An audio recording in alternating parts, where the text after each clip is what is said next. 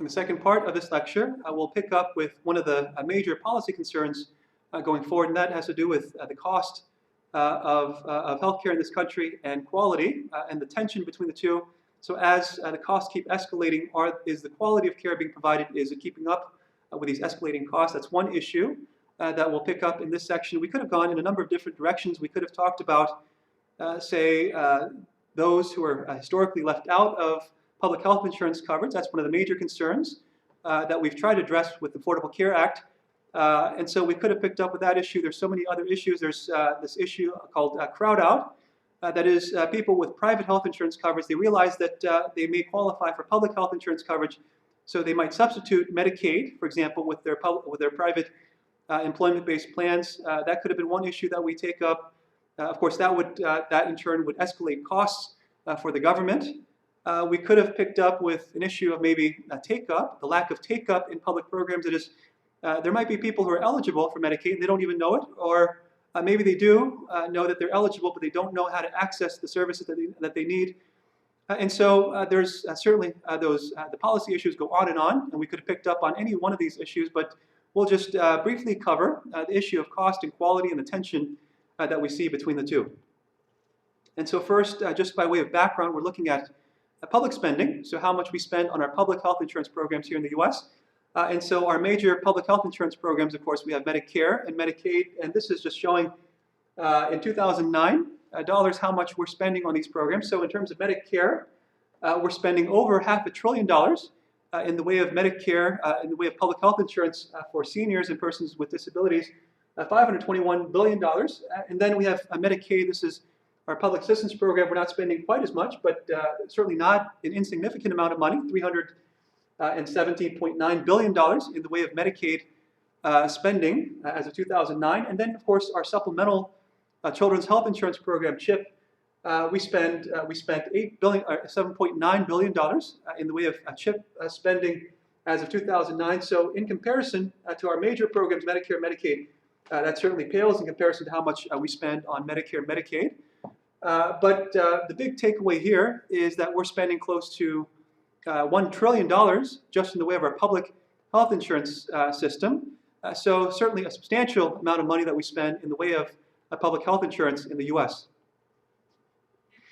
Here we're taking a look at total spending, both public and private, and this is spending across time. And so you'll note that we're looking at total spending on healthcare in the U.S. We're upwards of $2 trillion. We spend more than $2 trillion total in the U.S. on healthcare spending. But more importantly, if you look at the numbers in parentheses, that shows the percent increases every 5 years. So certainly the amount of spending that we do is escalating rapidly in the U.S., anywhere between 21% increases to 46% increases every 5 years in the way of total spending. And then in the next column, we have per capita spending. That's spending per person. We're now upwards of $8,000, or approaching $8,000 of healthcare spending per person in the U.S. And in parentheses, you can see the extent of increases every 5 years. So here, 16% range, 16 to 38% increases every 5 years. So of course, our spending is escalating rapidly according to these numbers here. And so if we're looking at another indicator, if we're looking at healthcare spending as a percent of the total economy, so as a share of GDP or gross domestic product, you'll note that amount is escalating also. So we're close to about 20%. About 20% of our entire economy goes towards healthcare spending. We're somewhere between 1/5 and 1/6 currently. And so you can see what the trajectory is. So escalating spending, whether we're looking at spending, total spending on healthcare, or spending per capita, or spending as a percent of GDP, doesn't matter which way you cut it, our spending is increasing rapidly to the point where 1/5 of our total economy goes towards healthcare spending. Now, if we compare the rate of spending in the U.S. To spending nationally across different developed countries, these are OECD countries, Organization for Economic Cooperation and Development. These are other rich countries, and looking at what they're spending in the way of healthcare. So in the U.S., I just noted that we're closely approaching 20%, 1/5 of our economy goes towards healthcare spending, and that is no comparison to other countries. The next highest is France. France is spending 11% of their economy on healthcare spending. And so look at some of the countries who, relatively speaking, they don't spend much of their economy. So Japan is at 8.1%. So we spend more than any other rich country as a percent of GDP. If we're looking at per capita spending, certainly the picture is the same. We spend more per capita on healthcare than any other rich country. We're approaching $8,000, and no other country is even close. Norway seems to be second here. They're approaching $5,000 in the way of per capita spending. And then finally, this is just a note about spending that's done by a public entity. So sometimes people will charge the administration of moving towards a socialist system of healthcare. Well, those who make that argument, they're not looking at this particular figure here, or these numbers, because only 45% of healthcare spending in the US is done by public entities as compared to other countries. Look at a country like Norway. We have a Northern European country that's spending close to 80 or upwards of 84% of all healthcare spending is done by public entities, but certainly more socialist in nature if you're looking at that argument. But in the US, most spending in the US, 54.6% of all spending on healthcare is done by private entities. So certainly we have a private system in place based on these numbers. And so that, of course, begs the question of why is spending escalating so rapidly, and why is it so expensive for healthcare in the US? Well, the policy researchers will point out a number of different factors that contribute to these escalating costs.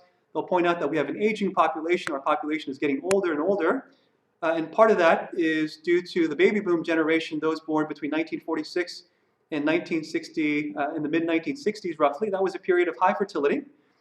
And so that generation is currently at or approaching retirement age. They started retiring at age in 2012. And so the proportion of elderly to working age populations is growing. And so that's contributing to the increasing costs of healthcare in the US. We saw before in the first part of this lecture how much more expensive it is to cover elderly and persons with disabilities. They're much more expensive because of the cost of long-term care in this country. And so that's one contributing factor. Of course, litigation is going to contribute to these escalating costs. We have malpractice litigation. We have lawsuits against pharmaceutical companies, against health insurance companies that are contributing to escalating costs. And of course, healthcare salaries. We have escalating doctor salaries, nurses salaries. We have to be able to pay for those increasing salaries. And then some might charge that much of spending in the US is just simply due to waste. And so if we're looking at the percent of costs that goes towards just simply administration alone, in the US, we have administrative expenses that approach about 31%.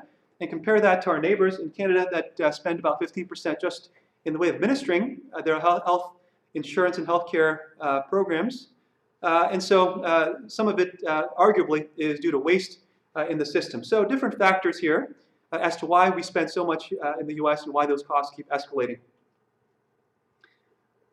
And so with those escalating costs and with higher relative costs in the US, you have to ask the question, well, what's the quality of care that people receive in the US? It should be better, arguably, if we're spending so much. But on these indicators, on traditional indicators of health outcomes and of quality of care, we don't seem to be doing that well. So if we're looking at elective surgeries, the wait times for elective surgeries, that's the time that you would wait for surgeries outside of, let's say, the emergency room.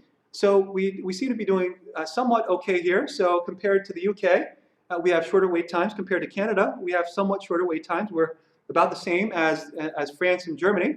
But on different public health indicators, despite the level of spending, looking at life expectancy, we have about the same life expectancy as most other rich countries, most other OECD countries. Our life expectancies are pretty comparable.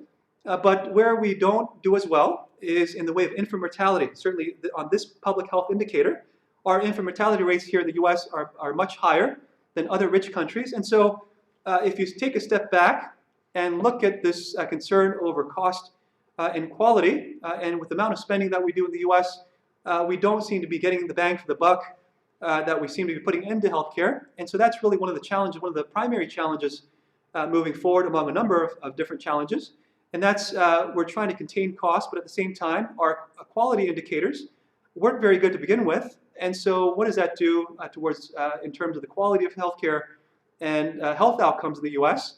If we're preoccupied with containing these costs, that's going to be one of the primary challenges moving forward, among a number of different challenges.